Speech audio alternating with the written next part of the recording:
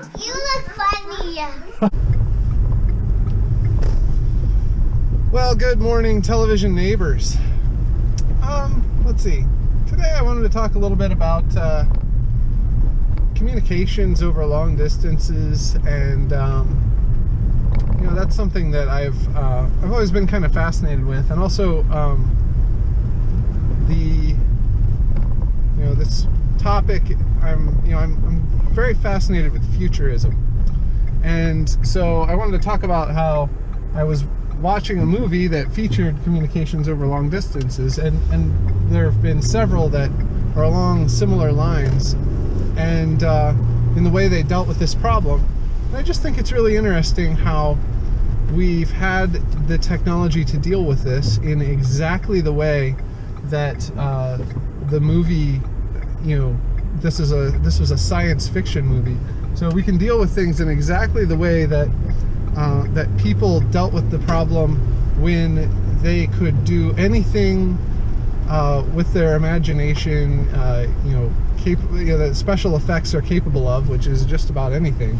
So they really had totally free reign, but they keep coming up with this one solution, and it also ends up being a solution that we already have. And so I just wanted to talk a little bit about how it's interesting to me that when you see situations like that, where you go and you watch a flight of fancy, and where people are free to use their imaginations to solve problems in any possible way, and they solve it with a way that we all have available to us, but so few people are in the habit of using. It's really interesting to me. So I'd love to hear some of your thoughts on this. But anyway, I was watching the movie Interstellar last night, and I guess it came out in 2015. It's March 1st, 2018 today, and so I'm a little late watching the movie, and I had watched a making of video of it, and I thought it was interesting because one of the producers, or I guess executive producer, was actually an astrophysicist. And so a lot of times when there were questions in the movie like, how do we make the wormhole look, how do we make the black hole look, they went and they worked out a bunch of equations for essentially ray tracing these things, like what they would look like. So I mean, time will tell as humanity goes and finds wormholes, or creates wormholes someday, or as they get imagery of a black hole, we'll be able to see how close they were to reality in these things. But I just, I thought it was an interesting approach that we're going to try to do the special effects in this movie that are true to scientific understanding at the time the movie was made. And I do think that's what a lot of shows try to do. I think the wormhole in Deep Space Nine looked completely different from the wormholes in this movie, and it was much more beautiful. It was almost like a galaxy, and I just think it's who's to say which is right? It's just that our current understanding of what wormholes might be like, this movie used equations about how they would behave and what they would look like in order to inform the CG. So I thought that was really interesting. I thought it reminded me a lot of one of my favorite movies, 2001: A Space Odyssey. I was wondering kind of how the MPAA would rate it, and they rated it PG-13, which makes sense because that's probably what 2001 would be rated if it were today. So anyway, I thought there were a lot of parallels between this and one of my favorite movies. Especially there's kind of a sequence near the end that kind of gets outside of the realm of known reality, and that I thought had some parallels of the the ending sequences of 2001: A Space Odyssey, where the lead character is put off in a, in an environment that is, foreign to humans, but it's designed to sustain humans. And it's just, I don't know. I thought both movies, they had really interesting special effects. 2001, they kind of went all out on the future. They were doing a lot of things. It was almost like an exploration of day-to-day life in the distant future at the time.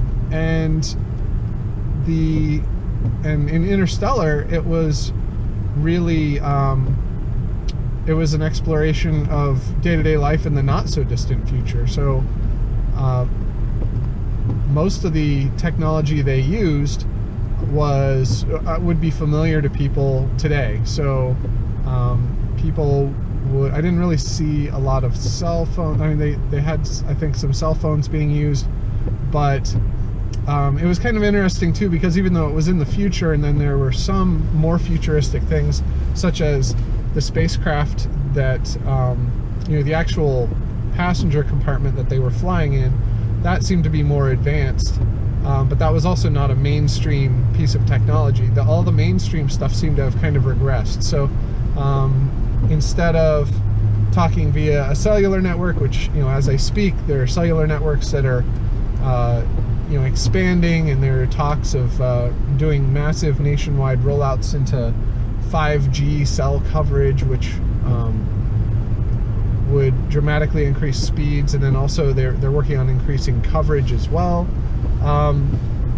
There's all this talk going on, but in the movie, they were in a rural area, but they were talking about communicating with people via radio, which is, it could be some futuristic version of radio. I mean, that's essentially what a cell phone is it's a radio that is made to behave, well, they call them radio telephones, and they're made to behave like that, like a telephone that operates via radio.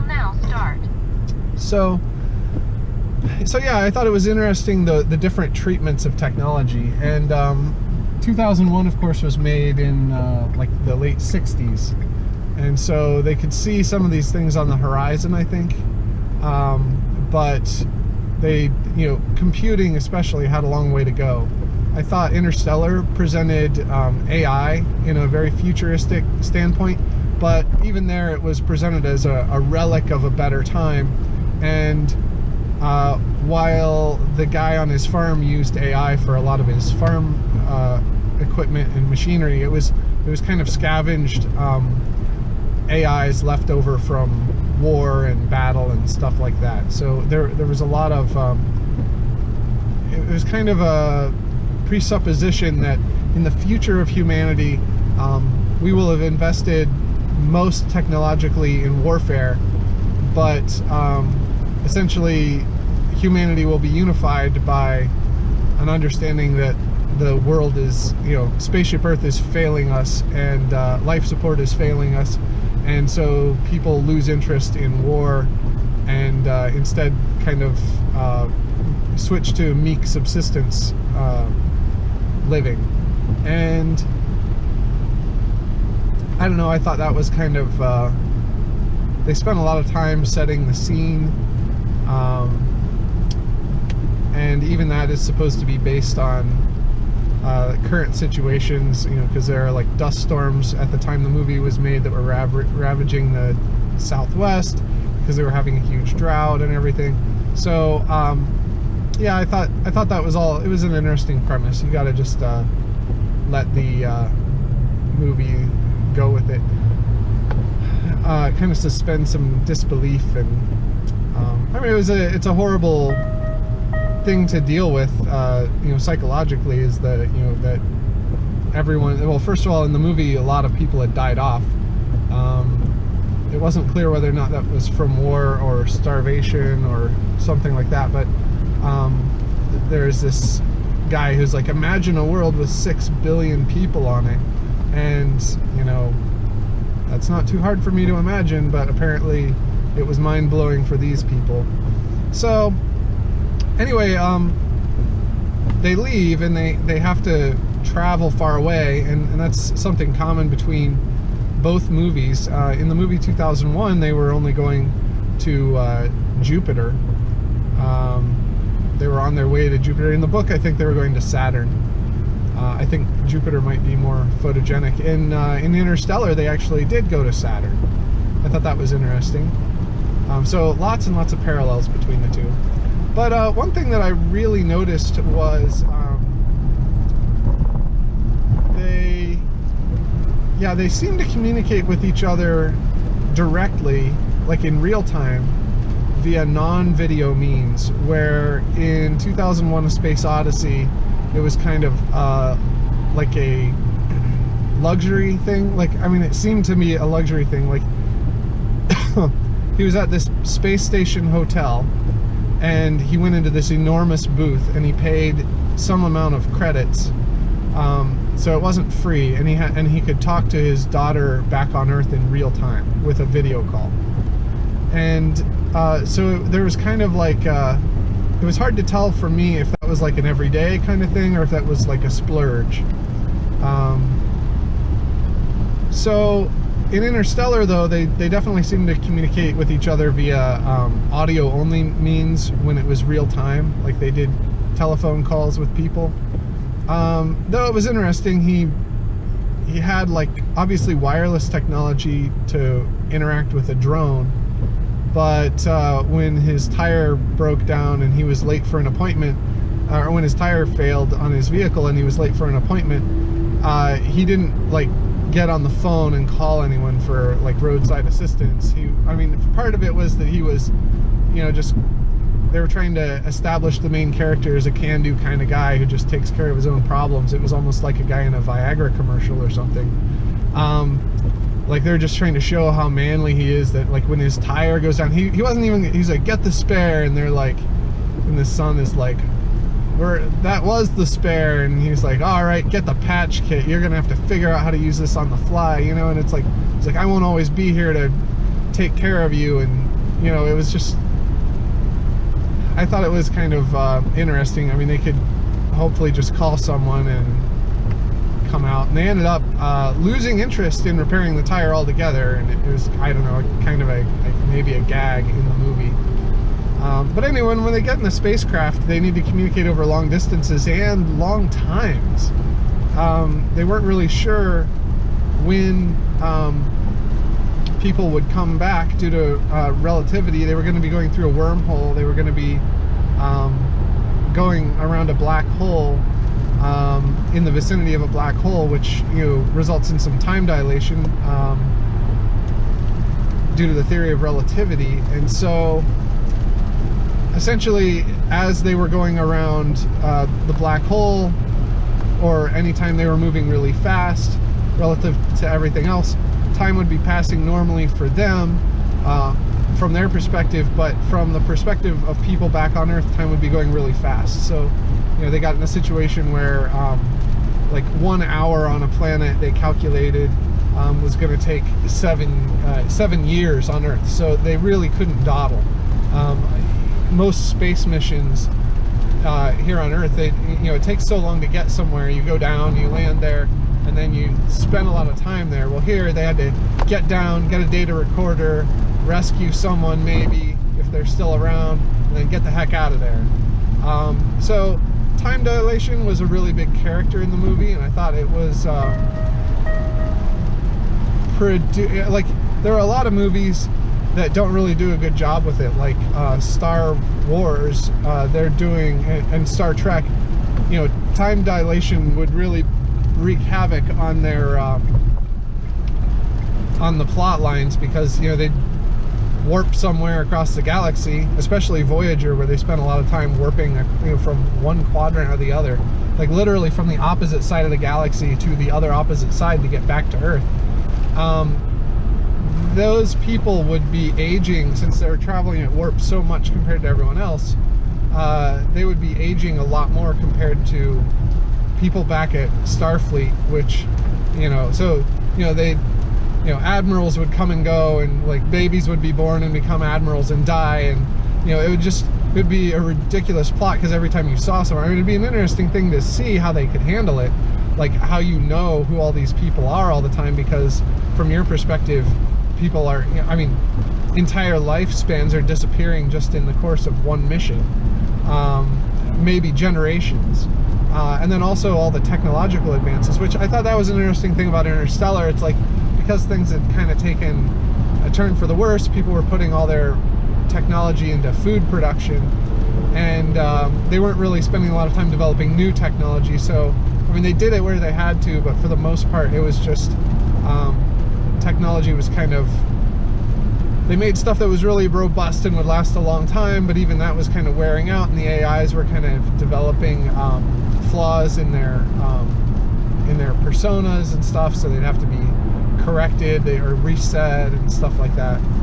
So I thought that was that was interesting. But anyway, so to communicate over great distances in time, they essentially used video voicemails. And one of the things I was thinking about the movie, because they used those in 2001: A Space Odyssey, where I think it's Frank, he's the lead character, he's laying on a tanning bed and he gets a message from his parents, a birthday greeting from his parents, and it's kind of it's an interesting scene. I saw an analysis of the movie recently, and they noted that, you know, even though it's a birthday greeting, he doesn't really seem to care. I mean, he doesn't really react. He's very deadpan about it. He's like, oh, show me the birthday greeting. And when I saw that critique of it, I thought, oh yeah, that's I mean, if I were getting a birthday greeting from someone, I might be, especially if it was like the only one. I mean, it didn't seem like, it wasn't like Facebook. It wasn't like, good morning, Dr. Poole, or good afternoon, you've just received, you know, 500 birthday greetings from all your friends on Facebook. You know, it was supposedly a sincere greeting from his parents, from close family, and they were informing him of all these events going on back home. So, but it also was kind of distant stuff. I mean, they did talk a little bit, I think, about personal stuff, but the dad was talking about his, you know, good news, we figured out your like your benefits at work, or so, you know they're gonna pay you, you know, combat pay or hazard pay for this mission or something. I mean, it was like, it wasn't really, it was this message took hours and hours to reach him at the speed of light as a birthday greeting, and it was like, you know, housekeeping kind of content, at least in part. So anyway, in Interstellar, they also used the concept of video messages, which are available today in software like Skype, and I like to use them a lot, though I would like to try to, like, sometimes I send like several, and I think that puts a little bit of a burden on the person receiving them, whereas, because normally they're like 3 minutes long, so if I send several, I might be going on a bit about something. But I do try to like frame them. You know, I try and use some of my vlogging skills that I've developed to kind of frame like what people are in for. Like, in this video message, I'm going to talk about this, and then they can just, oh, I don't have time for that, I'll go back to it later or whatever, and close it and move on to something else. So I try to do that. But it's, you know, the reason I'm doing it, one of the reasons is just to get better at it. But yeah, anyway, so I was thinking of the movie, and like, what if instead of, you know, because a lot of times I think that one of the reasons they use video messages and video calling and stuff in shows like Star Trek, and they used holograms for much the same thing in Star Wars, and they always use these visual mediums, and a lot of times people are kind of dismissive, and they say, well, yeah, it's a movie. I mean, you want to show something that's visual. And I'd agree with that, but sometimes if you think about it, like, what if you removed it? What if it weren't so visual? Like, how would even the characters, you know, because, I mean, you're thinking they made it visual for the viewers of the movie, but what if they removed that because the viewers of the movie didn't matter? How would that impact the plot and the storyline, and how the people receive the messages, and also how would they be able to communicate a lot of the emotion that's important to the film and to the communication without, you know, without having that video? I was at a conference, and I don't have citations on the stats, but they said like over half of communication is nonverbal. It's, you know, watching someone talk, watching someone communicate. And so what that means is that if you have a means available to communicate visually, like doing a video call with someone that you like, first of all, you should just go walk and talk to people wherever you can. Don't send an email and then just ignore it, you know. Email should generally, you know, I try to use email as like a recap of something going on. The other day I sent one of the first emails at work in a long time. It was just a warning. I'd messed up some settings, and it was going to mess them up more if other people built on top of my mistake. So I'm like, hey, this branch of source control is a little hosed right now, so don't do anything with it until I give you further notice. And then I got it fixed, and like a little while later I sent out another email, said, okay, it's okay to go back and edit this. And that's nice with email because it gives you like a chain. You see the message. You know, in the old days you'd have to put 2 and 2 together. You know, if you got 15 spams in between, it wouldn't show up as a threaded thing, but at least the mail clients I use, it shows up as a threaded conversation. So anyway, a video message wouldn't have been good for that. I mean, it could have been, but my coworkers don't really communicate via, right now we're using Microsoft Teams, and Teams, that's one of the main features I would love to see. In fact, I'm going to try and put a link to, and if I don't, please remind me. I'm going to try and put a link to how to give feedback for that specific feature of Teams. Teams is going to replace Skype for Business, so even if you don't use Teams now, chances are at some point in your career you will use it. So it would benefit you to have video voicemail or video messaging capabilities in the future, I believe, because a lot of companies are switching to it, especially as Teams is starting to roll out more and more telephone replacement kind of things. So in the future, instead of having what they call a PBX or a phone system for your company, they're going to actually have, they're going to use computers for all that, and you'll still have a phone number and stuff like that, but on your end it'll be coming through a computer. So anyway, yeah, I communicating about that via video message could have been effective, but also sometimes it's nice to just be unobtrusive and just have, I mean, really it was an operational thing. It wasn't something where my emotion mattered. In fact, emotion could have led people to worry, maybe. I was a little freaked out that I'd broken stuff in a pretty major way. The good thing is, if it's easy to break something, it can often be really easy to fix it too. And what was throwing me for a loop is I actually didn't, I had permissions to break things, but I didn't have permissions to fix them. So once we figured that out, it was a pretty quick and easy fix, and everything seems to be good. But yeah, so in the movie Interstellar, people were sending these video, they got a video message from the crew as they were approaching Saturn, which is where the wormhole opening was placed, apparently by aliens. But yeah, I don't want to do any spoilers even 3 years after the movie was made, if I can help it. I might have already given a couple just by talking about various things, but they go out there and they you know, they come out of like sleep, because they were traveling for like 2 years. They had to, oh yeah, that's another technology they have, is they can hibernate, which we don't really have hibernation technology yet. So it's one of those things that's advanced. They had hibernation technology, but like the rest of the stuff on Earth wasn't really changed that much. I mean, I think he was just driving a traditional internal combustion pickup truck.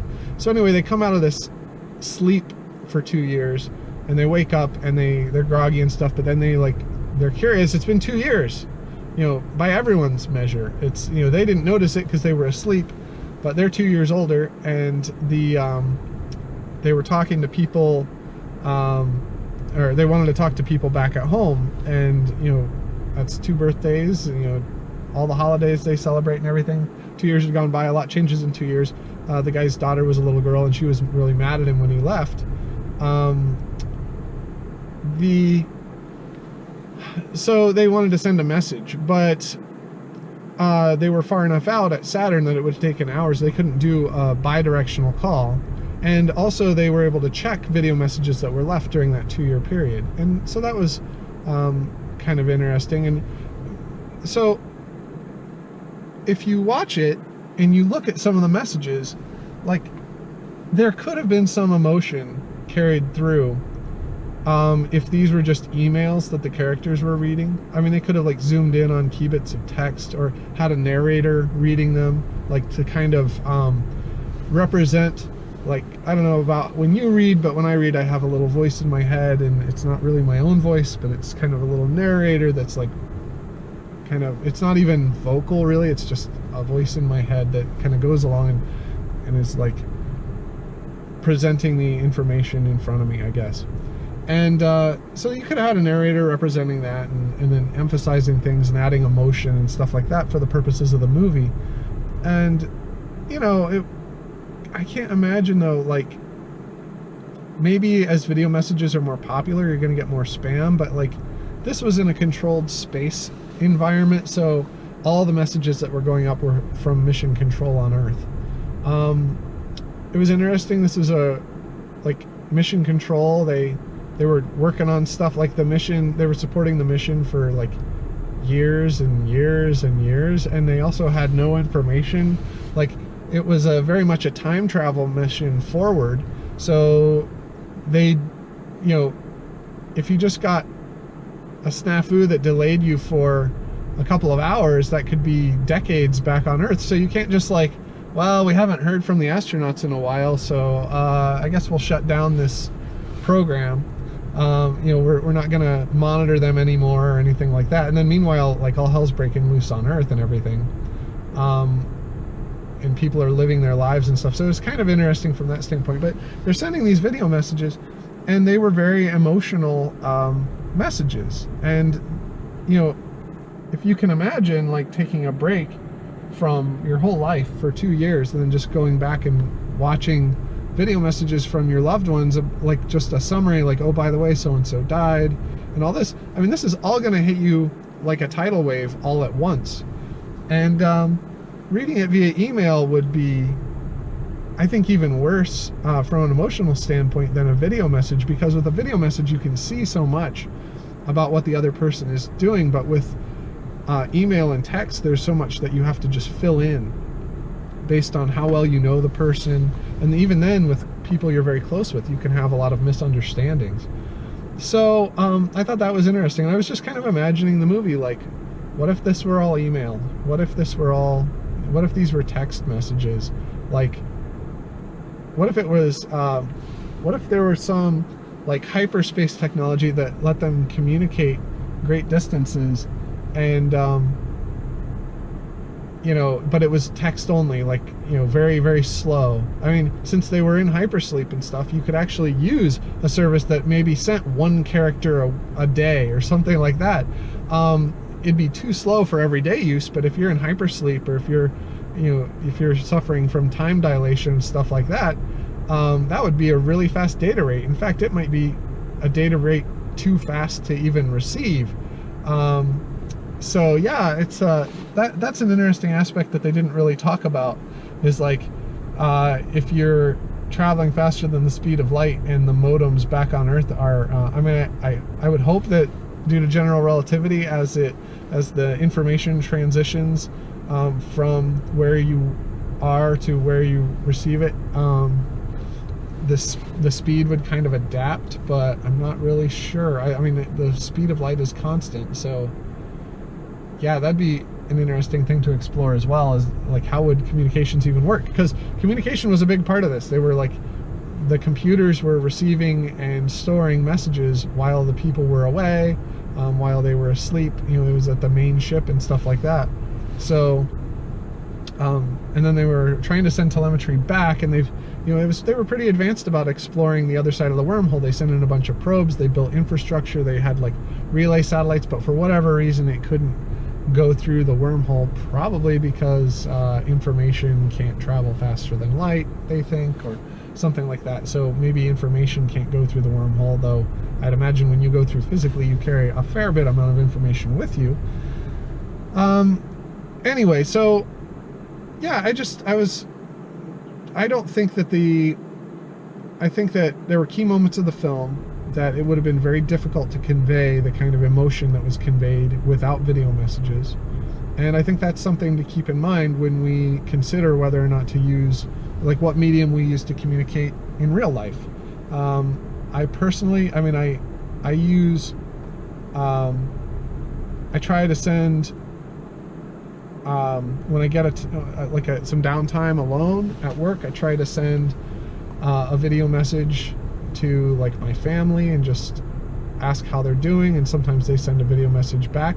It's pretty easy. Like, if I'm at my desk working, I can take a break for a minute and watch like a 2 or 3 minute video message from the kids and the wife and see how everyone's doing.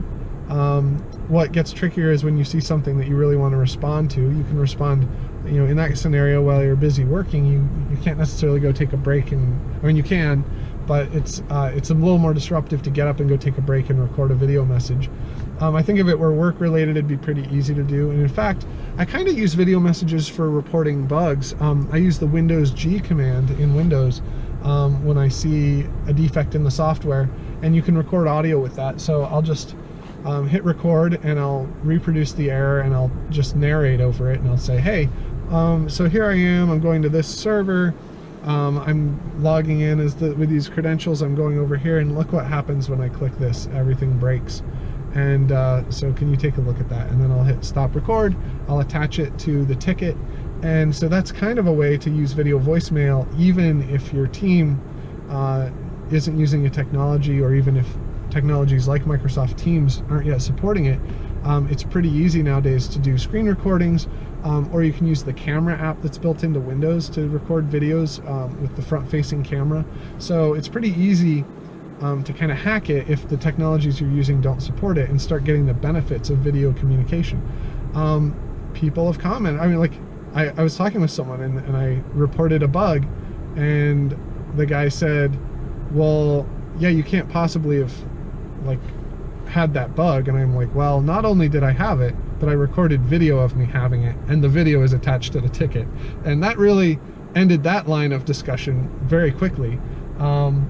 You know, it kind of irritates me when you report a bug and people start with denial. Like, oh, you couldn't have possibly had a bug. That's impossible with our system, the way it's engineered. You couldn't have experienced this thing that you, like, you're just sitting around typing up bugs for no reason, you know? It's just a weird kind of denial to me. Like, I mean, our whole job is, we're developers. We're going to hopefully catch our bugs quickly, but we're going to have bugs. And the sooner we catch them, the better. So it seems counterintuitive to, when someone does catch a bug before it gets released. I think part of this might be because we're a lot more waterfall than agile on my team.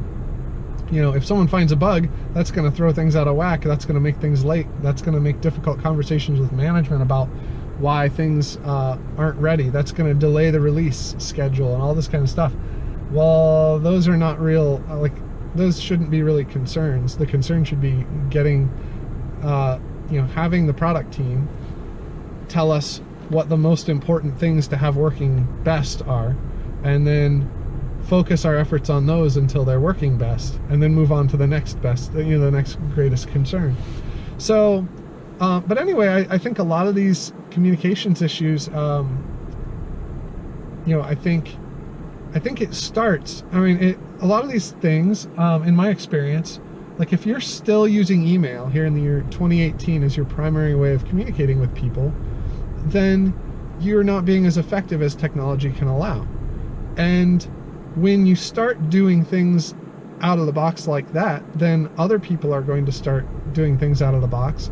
I would imagine that there are some people who are going to try to dominate you and menace you and like, say, you know, hey, you sent me a video message, in the future I want an email instead because I didn't notice it in time. And they're going to try and I think because they don't want to embrace anything new, they're comfortable and set in their ways, that they want to try to force you to be set in your ways. And I think you owe it to yourself to use the most effective tools possible for communication, because first of all, it's communication. It's critical. No matter what your role is, you're going to be a better developer. You're going to be a better, no matter what you do, you're going to be a better student. You're going to be a better business person and service provider if you're communicating in these ways with people. Even if you have to upload a video to a private YouTube link and then send them a link to it, this is really going to help your ability to communicate with people. You gotta do that. And other people, when they see how effective it makes you, they're going to start doing it as well. That's been my experience, is when I talked with people about it, they were kind of not very on board with using video messages. And this is a thing I think Skype does a terrible job of promoting. I mean, it's been a feature. They called it video voicemails, and it's been around for years. I want to say maybe, I don't know exactly, but at least since the movie Interstellar, you've been able to do this. So when that movie came out in theaters, you've been able to go and sit down and send a video voicemail with free software, not free as in the open source, you know, free as in software freedom kind of thing, but free as in no cost to you to download the app. Yeah, it might have ads. You know, I have a subscription, so I don't see the ads, but yeah, it's not going to be something that you have to pay for up front. You could just, anyone can download it on just about any platform. That's one of the great things about Skype, is it's available everywhere. And then now they've got a web browser version. So yeah, I've got a friend who I send video messages, and she's on Android and she can't see them, and so she has to go to her, like, if I do send a video message about something, then she has to go to like a browser on Android, and then she can watch them via web.skype.com. So, you know, there might be a little trickiness to this, because it is, I mean, it's being developed. But one of the reasons that it's taking so long to be developed is that it's not apparently catching on. So every couple years they have to go and revisit it. Like, they don't call it video voicemail anymore, because they're trying to get away from, I think, telephones in general, which I think is wise. But now that's just called a video message, and that I think is good. And at first, you know, there was actually a I think it was called Quick, and it was an IM service. It was a social media / IM service that was all video messages. Like, you know, you would talk to people via these things, and the problem was that, like, I couldn't get anyone to get the client for it. So I tried to use it with a couple of people, and then also at the time, it was very much a mobile-only app. They didn't seem to have a desktop version of it, and unless you were on Wi-Fi, mobile was kind of expensive for the data at the time. This is a couple years back, and I think Skype bought them and changed it a little bit. I think they shuttered the service, and then they added video voicemails to Skype. So it was one of these things where they had kind of two competing technologies going, and then they kind of rolled the functionality from one product into the other and got rid of the original, shut down the original Quick service. So anyway, yeah, I would encourage you to, well, first of all, here's an idea. You could give your feedback as a video message to me. So you could record a video via the camera app on your device and upload it. I mean, you probably have a camera on some device you have.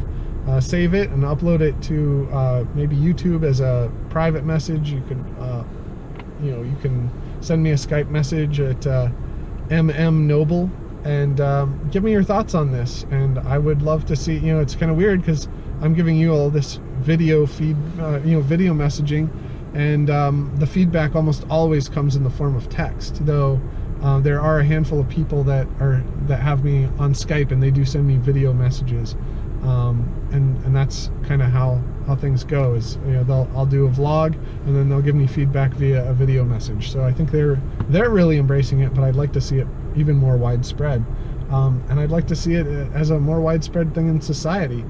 This idea that I mean, it's really weird to me. Like, in Teams, we have a Teams group call every day, and there are always exactly 2 people who have their video not muted in the call. Me and the boss who's not really showing himself, he's screen sharing.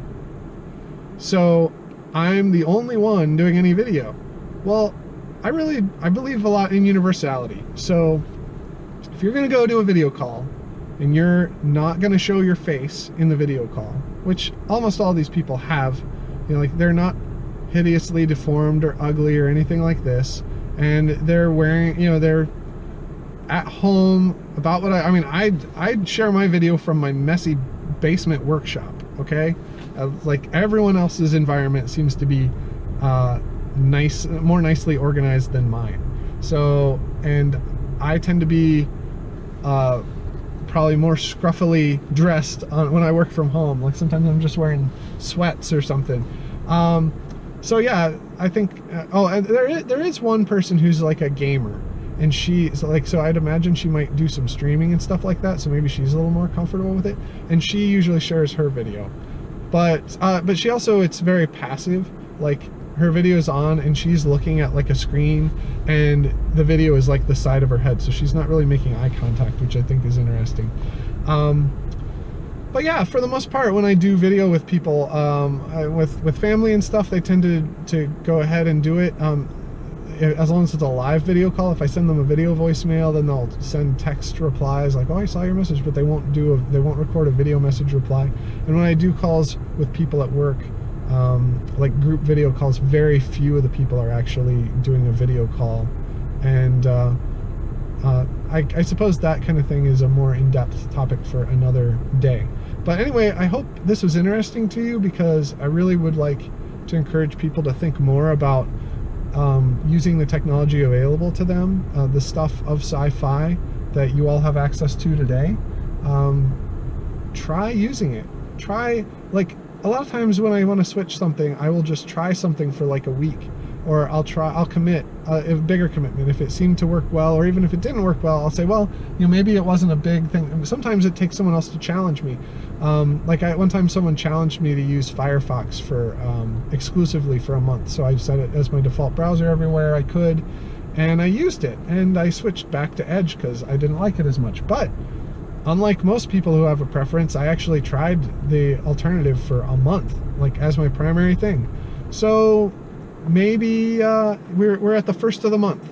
Maybe this is a good time, or whatever day of the month it is when you watch this.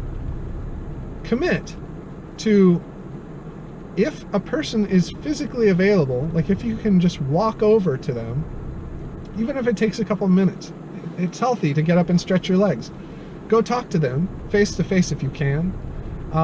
If they're not available, try and send them a video message. Like I said, Skype works really well for that, but if you don't have them on Skype, which it's really easy to have someone on Skype, because you can just create a conversation and then send the person a link to the conversation and say, go here to check my video message. They don't even need to log in. As long as they have that link, they can just go in a browser and watch the message. So that's a really easy way to do it on your end. You can use Skype as your recorder, and it'll also limit you to 3 minutes, so it doesn't get too long like this video. But then you can just give them a link, and you won't have to worry about YouTube and other accounts, and you won't have to worry about them not liking the way you send it. Like if you just sent a huge video file to them, they might get upset. I have a friend of mine who has a mobile phone that doesn't have much data, or it's a crappy old phone, and he doesn't like it if you send big files to him. You know, there are all kinds of things people don't like on the other end. So if you are going to share it, like share it via Google Drive or OneDrive or Dropbox or something, put the video there, then send them a link to that, or upload it to your YouTube account or something similar, and then provide a link to it and send it via an IM or an email. You know, something more immediate and more personal is favorable. Or just use Skype. And anyway, just try to send these video messages, and also use the Windows, get familiar with Windows G so that you can record problems you're having, so you can tell them about it. There's another cool tool called Steps Recorder that I'll talk about in another video.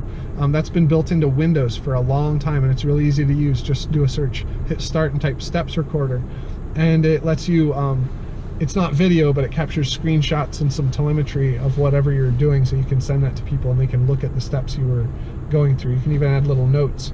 But yeah, just try being more visual. Focus on being more visual for like a month, and then see what habits you get into. See if your interactions improve.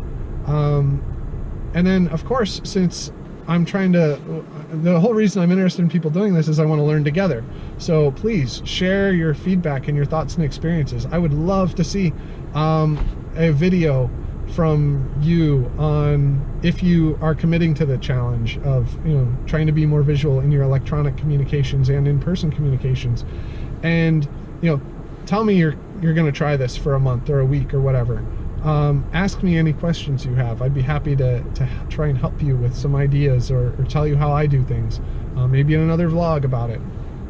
And then give me a recap. I'd love to, if I see some of these, I'd love to link them in to kind of build like a little community around people who are really focused on trying to do this. So anyway, that's it for me. I got to go into work, troubleshooting some stuff again. So but hey, it's gonna have a lot of face-to-face opportunities hopefully today. So I'm gonna go in. First thing I'm gonna do is I'm gonna mark my task as blocked, and then hopefully that'll sound some alarm bells and get some people helping me get unblocked on it, because it's a little frustrating task and it is blocking me from getting some other tasks done. And I think it's a process that should be easier. So I'm going to take a lot of notes about how I would improve the process and try to affect those changes as I can. So anyway, if anyone you communicate with on a regular basis, anyone who likes sci-fi, anyone who saw the movie Interstellar 2001, people in there, please share the link to this vlog with them. I think it's a really interesting topic to start a discussion on, and so I would really welcome your friends and family piling on this and joining in this kind of endeavor. Let's see how we can use Interstellar, 2001 sci-fi technology in our day-to-day lives to make things easier. And until then, I'll see you tomorrow.